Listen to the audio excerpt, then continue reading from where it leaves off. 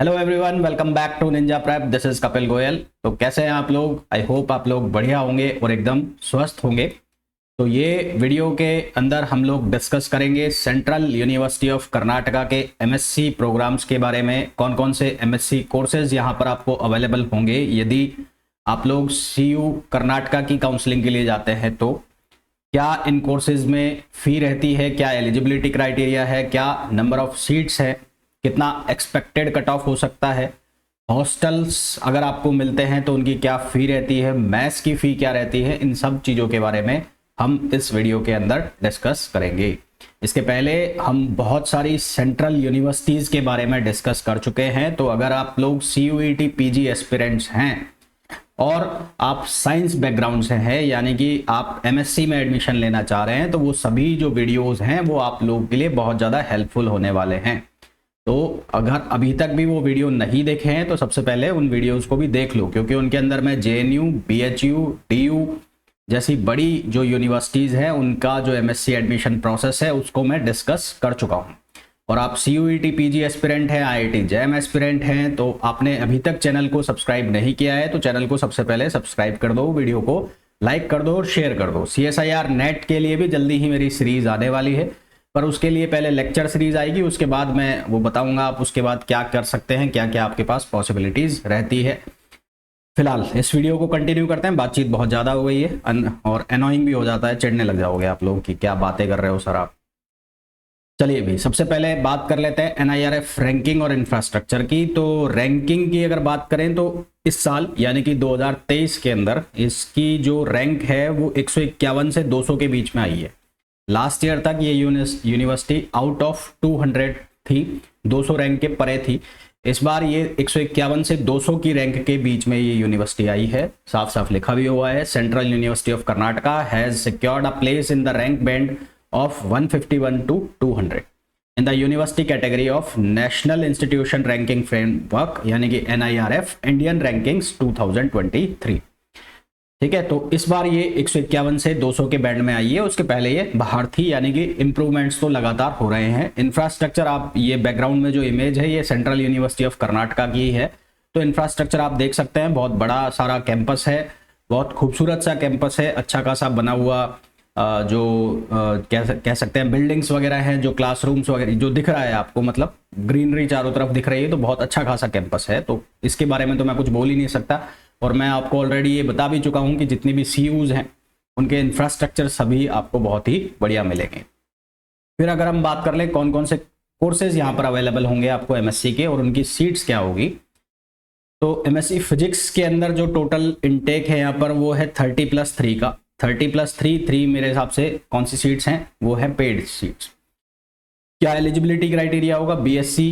BSc honours degree with physics, one of the subject from a recognised university और foreign university as per the AIU foreign equivalence list with at least 50% marks segregate, OBC general, SC/ST के लिए 45% और Kashmiri migrants के लिए भी 45%, non migrant students के लिए भी 45%।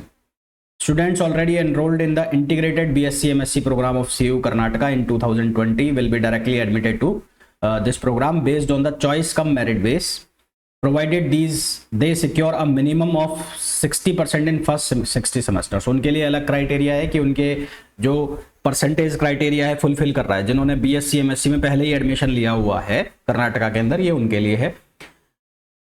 आप लोगों के लिए जो अब एडमिशन लेना चाहते हैं CU कर्नाटका के अंदर, तो उनके लिए जो क्राइटेरिया है वो 50% का है, जनरल, OBC EWS के लिए और SC/ST के लिए 45%, इवन कश्मीरी माइग्रेंट के लिए भी 45% का है। केमिस्ट्री के अंदर भी सेम इनटेक है, 30+3 का। BSc honours degree with chemistry as one of the subject from the recognised university, बाकी सेम क्राइटेरिया सेम है। तीसरा जो सब्जेक्ट आपको अवेलेबल होगा मैथमेटिक्स, इनटेक सेम, क्राइटेरिया वही 50% 45% का। लाइफ साइंस की बात कर लें तो 30+3। यहां पर आपकी एलिजिबिलिटी क्राइटेरिया क्या है? BSc degree with biology and और केमिस्ट्री। देखो ध्यान से सुनना, बायोलॉजी एंड और chemistry as one of the optional subject from a recognised university, college और foreign university with at least 50% marks for OBC, general, EWS और 45% फॉर एससी एसटी कैंडिडेट्स। ठीक है ना, तो ये क्राइटेरिया है और ये सीट्स के अवेलेबिलिटी है जो सेंट्रल यूनिवर्सिटी ऑफ कर्नाटका में है। सीटें बहुत ज़्यादा यहाँ पर अवेलेबल नहीं हैं। इन्हीं सीटों पर एडमिशन उनको भी मिलेगा जो लोग यहाँ पहले ही इंटीग्रेटेड बीएससी एमएससी प्रोग्राम में एडमिशन ले चुके हैं, है ना। तो बहुत ज़्यादा यहाँ पर सीट्स वगैरह नहीं है। फीस की अगर मैं बात कर लूँ तो एमएससी प्रोग्राम्स की जो एक साल की आपको फीस पड़ेगी वो पड़ेगी 21,520 रुपये। एक साल की जो आपको फीस पड़ेगी यहाँ पर वो पड़ेगी 21,520 रुपीज़। ये पूरी ईयरली फीस है, yearly, central university of Karnataka की, यानी कि 2 साल जो आपके जाएंगे वो करीबन 40,000 रुपये के आसपास होंगे। यहाँ पर तो आपके बहुत सारे चार्जेस भी होंगे। 21,000 रुपये के अंदर जो आपकी एडमिशन फ़ी है, वन टाइम फ़ी है, कॉशन मनी है, सब इंक्लूड होगा। फिर भी सेकेंड ईयर में जब आप जाओगे तो वो फीस करीबन वही 10-12 हज़ार के आसपास आ जाएगी। तो 30-32 हज़ार रुपये, 40 तो मैं मैक्सिमम बोल रहा हूँ कि 40 खिंच के जाएगी फीस। फिर उसके बाद अगर हम बात करें हॉस्टल्स फीस की, तो हॉस्टल्स फीस में पीजी गर्ल्स के लिए जो टोटल है इंक्लूडिंग मैथ्स गर्ल्स के लिए एक साल की जो फीस पड़ेगी 20,525 रुपये, 20,525 रुपीज़। और अगर हम बात करें पीजी बॉयज़ की तो इनकी जो फीस पड़ेगी वो 21,313 रुपीज़, यानी कि 21,313 रुपये, इंक्लूडिंग मैथ्स है ये भी। और पीएचडी लेडीज़, ये पीएचडी वालों की तो मैं बात ही नहीं कर रहा हूँ क्योंकि हम बात कर रहे हैं सिर्फ पीजी की। हाँ, तो फीस जो है पीजी गर्ल्स की और पीजी बॉयज़ की, गर्ल्स की फीस होगी 20,525 रुपये, यानी कि 20,525 rupees, and for boys it is 21,313 rupees including maths. तो फीस और हॉस्टल का दो मतलब इतना ज़्यादा है नहीं, परंतु नंबर ऑफ सीट्स जो हैं वो लिमिटेड है, परंतु पीजी में नंबर ऑफ स्टूडेंट्स भी कम ही होते हैं, तो आई थिंक सबको अवेलेबल हो जाती होगी पीजी की सीट्स। फिर उसके बाद अगर हम बात करें कि यहाँ पर आपको एडमिशन जो है वो किस रैंक तक मिल जाना चाहिए, आपकी कितने कट ऑफ तक मिल जाना चाहिए, तो देखो लास्ट ईयर तो क्या हुआ था, यहाँ पर जो काउंसलिंग हो गई थी लास्ट ईयर वो ऑफलाइन हो गई थी।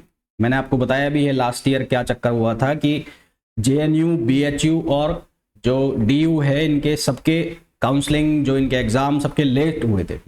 तो इस चक्कर में ये जितने भी यूनिवर्सिटीज़ हैं, राजस्थान, हरियाणा, पंजाब, इनमें लंबे राउंड ऑफ काउंसलिंग चले थे, 10-10 राउंड ऑफ काउंसलिंग चले गए थे झारखंड जैसी यूनिवर्सिटी में। तो ऐसा ही सेम कहानी यहाँ पर हुई थी। तो यहाँ पर भी लास्ट में इन्होंने ऑफलाइन काउंसलिंग कर दी, तो उसके बेस पर किसको क्या मिला है, वो मतलब कितने नंबर पर गया है वो मेरे को भी आइडिया नहीं है। परंतु अगर मैं ऑन एन एवरेज बताऊं कि अगर आपको फिजिक्स में एडमिशन लेना है तो यहाँ पर आपके 170 प्लस पर आप लगा सकते हैं। अगर आपको केमिस्ट्री में एडमिशन लेना है तो केमिस्ट्री में भी वही 175 प्लस पे लगा सकते हैं। आपको लाइफ साइंस में लेना है तो लाइफ साइंस की मैं बता रहा हूँ हर यूनिवर्सिटी में आपको कट ऑफ ज़्यादा मिलेगी। रीज़न उसका ये है सीधा सा कि यहाँ पर लाइफ साइंस के अंदर नंबर ऑफ स्टूडेंट्स बहुत ज़्यादा होते हैं, तो ये 180 प्लस में यहाँ लिख रहा हूँ। मैथमेटिक्स के लिए 160 प्लस इतनी कट ऑफ रहेगी जनरल की, ये सारी जनरल की है। ओबीसी की जो कट ऑफ है इससे 15 से 20 नंबर कम हो जाती है। ईडब्ल्यूएस की जो कट ऑफ है करीबन 7-8 नंबर कम आ जाती है। और एससी एसटी के लिए अगर मैं बात करूं तो एसटी वालों के लिए ये 70 to 100 की रेंज में चलते हैं नंबर, ज़्यादा से ज़्यादा 120 नंबर, और एससी वालों के लिए 120 से 130 नंबर तक की रेंज चलती है। तो इतने नंबर पे आपको इजीली ये यूनिवर्सिटी मिल सकती है, सेंट्रल यूनिवर्सिटी ऑफ कर्नाटका। आपको मैंने इसमें सारा बता दिया क्या फ़ी रहेगी, हॉस्टल और मेस फीस क्या होती है, और उसके अलावा इंफ्रास्ट्रक्चर की हम बात कर चुके हैं। रैंकिंग वाइज इंप्रूवमेंट चल रहे हैं धीरे धीरे, पहले पिछले साल तक ये 200 में भी नहीं थी, अब ये 200 के अंदर आ गई है। तो ओवरऑल देखा जाए तो ठीक ठाक है, एडमिशन मिलता है तो बुरी बात नहीं है, ले लेना चाहिए, है ना। तो इस वीडियो में इतना ही। नेक्स्ट वीडियो के अंदर हम किसी एक और यूनिवर्सिटी के बारे में डिस्कशन करेंगे जिससे कि आपकी जो एमएससी एडमिशन की प्रोसेस है CUET के थ्रू वो हैसल फ्री हो चुके हैं।